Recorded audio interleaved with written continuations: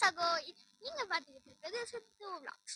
இன்னைக்கு நம்ம என்ன பார்க்க போறோம்னா ஸ்கேட்டிங் நான் ஓட்டுறதா பார்க்க போறோம்.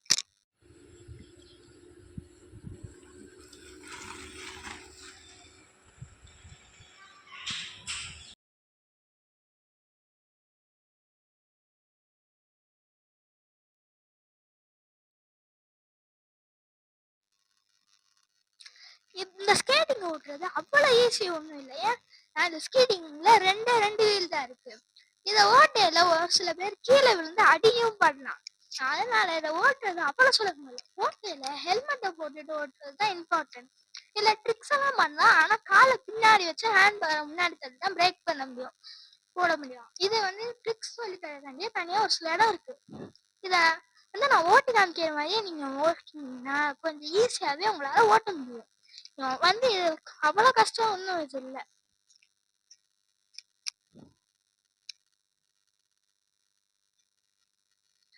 அது மட்டும் இல்லாம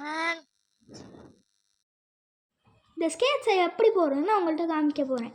இந்த ஸ்கேட்ஸை காலை அந்த பிடிச்சி இழுத்து உள்ளே விட்டோம்னா போயிடும். அப்புறம் அந்த ஸ்பாஞ்சு மாதிரி இருக்கிறத பின்னாடி தள்ளிட்டு வெல்க்ரோம அங்கே இருக்குள்ள ஒரு ஹோல் மாதிரி கொடுத்துருப்பாங்க, அதில் விட்டு வெளில எடுத்து ஒட்டிட்டு அதை நம்ம எவ்வளோக்கு எவ்வளோ டைட் வைக்க முடியுமோ அவ்வளோக்கு எவ்வளோ அதில் டைட் வச்சுருங்க.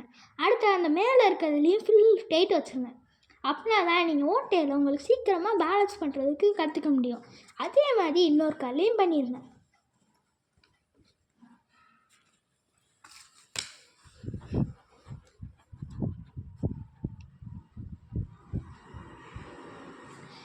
கவனமாக பார்த்துக்கோங்க, ரெண்டு சைடுமே ப்ராப்பராக தான் நீங்கள் மாடி இருக்கீங்களான்னு பார்த்துக்கோங்க, இல்லாட்டி ஊடாத கலருக்கும் வாய்ப்பு இருக்குது.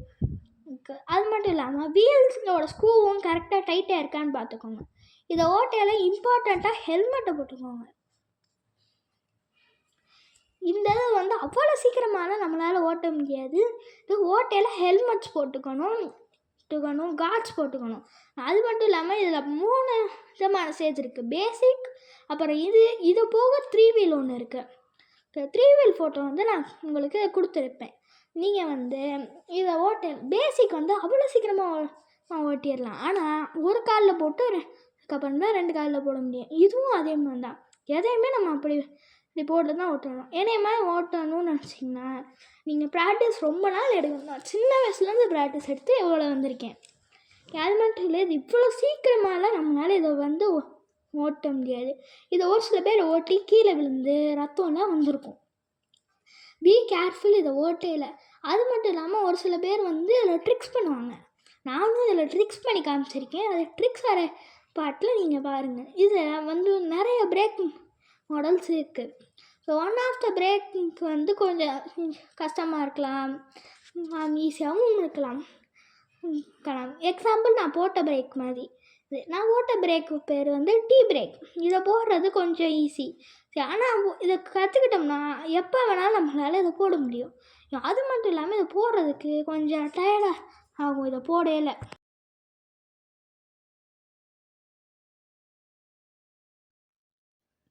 இப்போ நான் பார்த்தீங்கன்னா ரிவர்ஸில் வந்துக்கிட்டு இருக்கேன். நான் அது எப்படின்னு காமிக்க போகிறேன். இப்படி சுற்றிக்கிட்டே கூட நீங்கள் ரிவர்ஸில் வரலாம். ஏன் நம்ம ஃப்ரண்ட்டில் வர ப்ரெஷர்னால இது வந்து வரும். இதை வந்து நான் டீ பிரேக் போட்டு நிப்பாட்டியிருக்கேன். ரிவர்ஸில் வந்து நீங்கள் பார்த்தாலே தெரியும். நான் வந்து ஓட்டுறது வந்து அவ்வளோ கஷ்டம்லாம் எனக்கு இல்லை. ஆனால் உங்களுக்கு கஷ்டமாக இருக்கும், வாய்ப்புகள் இருக்கும். ஏன்னா இது வந்து ரிவர்ஸில் வரையில நம்மளுக்கு எதுவுமே தெரியாது அவ்வளோவா. ஏன்னா நம்ம பின்னாடி நின்று பார்த்துக்கிட்டு இருப்போம். அது முன்னாடி இருக்கிறது ஃபுல்லாக கவர் ஆகாது. அது நீங்கள் முடிஞ்ச அளவுக்கு இதை ஓட்டையில் ஹெல்மெட்டை போட்டுக்கோங்க. உங்களுக்கு தெரிஞ்ச இடமா பார்த்துக்கோங்க. பக்கத்தில் 2 to 4 பேர் கிட்ட நீங்கள் வச்சுக்கிட்டா தான் உங்களுக்கு சேஃப்டியாக இருக்கும். முன்னாடி 2 பேர் பார்ப்பாங்க, பின்னாடி 2 பேர் பார்க்குற மாதிரி. அது மட்டும் இல்லை, ஓட்டையில் நீங்கள் பின்கோடி தான் விழுகிறதுக்கு அதிக வாய்ப்புகள் இருக்குது. அதனால் ஹெல்மெட் மஸ்ட்டாக போட்டுக்கோங்க. கையை நீங்கள் கீழே விழுகிறீங்கனாலும் கையை பின்னாடி வைக்காதீங்க, கையை வந்து ஃப்ராக்சர் ஆயிரும். நீங்கள் ஓட்டையில் கேர்ஃபுல்லாக தான் ஓட்டினாலும் மட்டும்தான் அடுத்த ட்ரிக்ஸ் பண்ண முடியும்.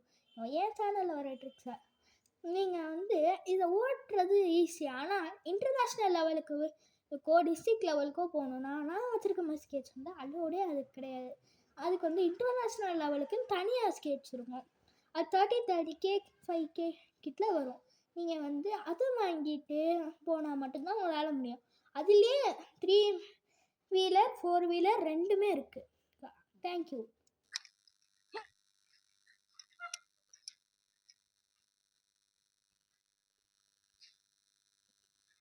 உங்களுக்கு இந்த வீடியோ பிடிச்சிருந்தா இன்ட்ரெஸ்டிங்காக இருந்தா மறந்துடாம லைக் அண்ட் சப்ஸ்கிரைப் பண்ணிக்கோங்க.